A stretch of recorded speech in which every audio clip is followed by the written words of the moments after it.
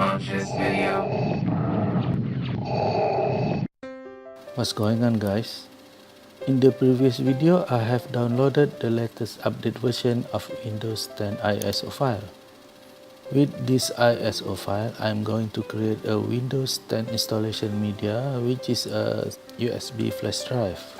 From the size of it, I have to use a flash drive larger than 5 gigs. Now I'm going to download Rufus from its website. If you don't know, Rufus is a utility that creates bootable USB flash drive from ISO files. This is the Rufus website's link, rufus.ie.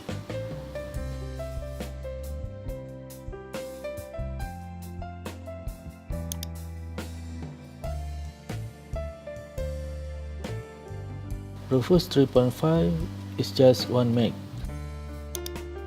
I choose to download the portable version because I want to use it immediately without install. Here it is. Now I will plug in a USB flash drive.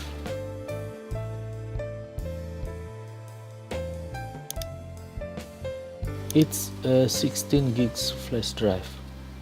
More than enough. I right-click Rufus and select Run as Administrator to open Rufus utility.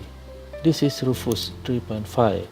We can see that the USB flash drive is auto-selected here. I click Select button to select Windows ISO file.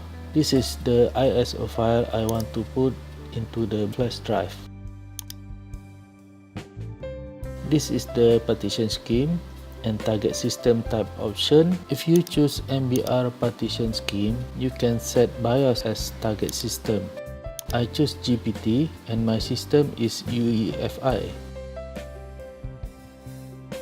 And I click Start button to begin the process. All data in the USB drive will be destroyed.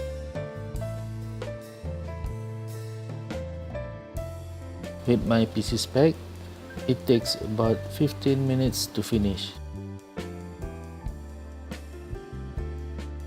The Windows 10 installation media is ready now.